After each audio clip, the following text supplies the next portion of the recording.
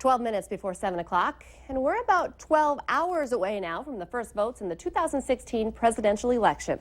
This is a live look this morning at the Iowa State Capitol in Des Moines. People across the state head to the caucuses starting around 7 p.m. According to Wikipedia, the Iowa caucuses have had a 43% success rate at predicting which Democratic candidate for president will win their party's nomination, and a 50% success rate at predicting which Republican will get the GOP nomination. A very good Monday morning and a very good first day of February to you. Thank you so much for waking up with the Valley today. Kyle Bosch here with Lisa Bedeau as we get started with nonstop news and weather all the way up to the top of the hour to help you plan your day. And we do start with some breaking news we've been following this morning. A man is in the hospital in Bismarck after being shot by police officers there. The incident happened just before 8 last night on the city's south side. 2 officers were involved in that shooting. Police say the suspect was shot after failing to follow orders. He was allegedly in his car and reaching around. Investigators later found a gun in the man's car. Police say they'd been looking for the 27-year-old Bismarck man since last month after he broke into his ex-girlfriend's house with a gun. Now, neither officer was hurt in the incident. The man who was shot was taken to the hospital for surgery, but no other word on his condition so far this morning. 2 people are being treated for non-life-threatening injuries after a one-car crash on I-94 just east of Moorhead early this morning. The Minnesota State Patrol says 23-year-old Fadumo Adan of Waite Park, Minnesota, lost control of the car he was driving and hit a guardrail. He and a passenger, 26-year-old Kauser Muse of Fargo, were taken to Sanford Health for treatment. The crash happened just before 2 a.m. Coming up on 6:51, time for weather and traffic on the ones this morning, and dealing with some fog issues out there. But Robert, temperatures not so bad on this Monday morning. Yeah, temperatures not so bad. In fact, most of these temperatures at or above our normal highs for the day. We're not going to rise a whole bunch. We will see some relatively mild temperatures for this time of year. Right now, a mix of some teens and some 20s. Not much of a wind out there, but enough to create a wind chill down into the single digits. 9 in Valley City, also 9 in Langdon. 23, same as the air temperature here in Fargo. 19 up in Thief River Falls. Fog has been a big story and will continue to be that way as we head through the rest of this morning. Dense fog advisory, Cass County over towards Lakes Country for visibilities of a quarter mile or less as we head through the next several hours. This dense fog advisory in effect until 9 a.m. Also, keep in mind with temperatures below freezing, all that drizzle and mist with that fog, that is creating some slick spots out there. Make sure you're giving yourself plenty of extra time to reach your destination. Half a mile officially in Fargo, Detroit Lakes, Fergus Falls, and Wahpeton, but we're seeing some areas of fog moving in and out of these regions and seeing visibilities well below a quarter of a mile at times, close to 0 at times. And again, give yourself plenty of time to reach your destination, even outside of the dense fog advisory area. Some locally dense fog up near the Cavalier area this morning. Lots of cloud cover out there.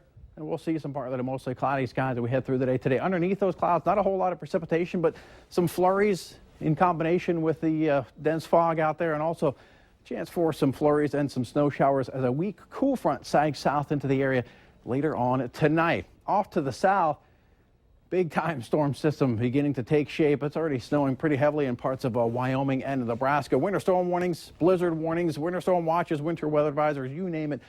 It's probably happening somewhere between the Rockies and into the western Great Lakes. Parts of the area will see over a foot of snow, particularly in the blizzard warning areas. Minneapolis, St. Paul going to miss out on most of that. Chance for a few flurries and snow showers later on today as that weak cool front sags off towards the south. Otherwise, lots of cloud cover. And as we head through the day tomorrow, lots of cloud cover once again, and the snow starts to make its way into the Minneapolis, St. Paul area. 1 to 3 inches of snow there. The heavier snow stays off toward the south. That's another look at your weather. Time now for another look at your traffic with Al Ahmed. Good morning, Al.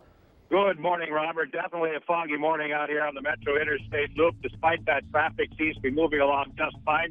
Travel speeds in that 55 to 65 mile an hour range. Road surface is mainly dry. A few slick areas on some of the ramps and driving around town at some of the intersections. But overall, things are looking pretty darn good. It looks to me like the fog is thickest right around the tri-level. Always a rather dangerous spot in the FM metro area, so make sure you're driving carefully there in any event. Drive carefully today. Al Ahmed Valley Today traffic. 7 minutes before 7. Facebook is not just for connecting with friends and family. It has also become a thriving marketplace where people buy and sell all kinds of goods, including guns. But Facebook and Instagram have now banned the private sales of guns. The move comes 1 month after President Obama promised to tighten laws governing unlicensed gun sales. Under the new rules, people who are using Facebook to sell guns privately will have their posts removed, and they'll get a message from Facebook. A lot of people aren't real happy about that. As of right now, private sales are legal, and they're still going to happen. They're just going to work around it somehow. It's really only hurting the honest people, the people who can't buy guns legally. They still get guns in some way or another.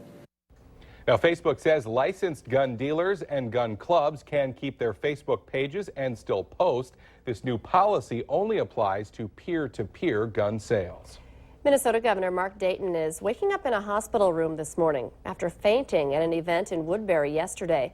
A senior advisor to Dayton says the incident was most likely caused by dehydration, and Dayton was hospitalized overnight as a precaution. The governor is said to be resting comfortably and joking with family, doctors, and staff. The CDC is reportedly expected to declare an end to Chipotle's E. coli outbreak as soon as today. The Wall Street Journal says investigators still have not pinpointed the cause of the contamination that affected people in 9 states, including Minnesota, and also impacted Chipotle's sales and stock price. The burrito chain says it is planning a new ad and social media campaign to try and woo back customers. It's not too late to expand the gear you need for this season's ice fishing adventures. Still got plenty of time to get out and drill a hole in the ice and hang out there, maybe catch a few fish with your friends. The Valley Today's Christy Larson has been live this morning at Shields with some of the things anglers may want to keep an eye out for. Christy? Good morning. Yes, Kyle and Lisa, I'm here with Brian Lee, and he's shown me a couple of things that you might want to get your hands on, whether it is going to be for this season, maybe next season, and you have a couple more items for us, too. Yeah, we got a couple more items here, some of the new Venom ice bobbers, and you're actually able to control the buoyancy of that, so you can give that more neutral buoyant and detect a lot lighter bites with them. The other thing that's been really popular lately has been the plastics, and like I said earlier, that Clam has a much bigger offering this year, especially in their plastic selection for panfish or walleyes. And I'm also wearing a pretty cool coat here as well. Yeah, the new Striker ice suits, they've been a pretty big deal lately. What's really neat about these ice suits is that they actually float. So even with the thinner ice out there, if you do manage to fall through, they will keep you afloat and help you get back on the ice safely. Yeah, just keep you a little bit safer when you're out there ice fishing. And I know, too, especially with this weather, we never know if we are going to keep it cold or maybe you see that warm up. There's a lot of different sales going on that you can get involved in with now, which might help you get some of those items that you want to save up for next year. And I do have one more item because I know Kyle liked my pink fishing rod, but I think I found my new one. Kyle and Lisa, what do you think of my new frozen rod? It even lights up for you, too. Look. That is Ooh. awesome. It would be very popular in my house. Just don't let it go down the hole. Clever. Very nice. Christy Larson reporting live. I'm very impressed by that. Yeah, Getting ready for that especially baby on the way. early on a Monday morning.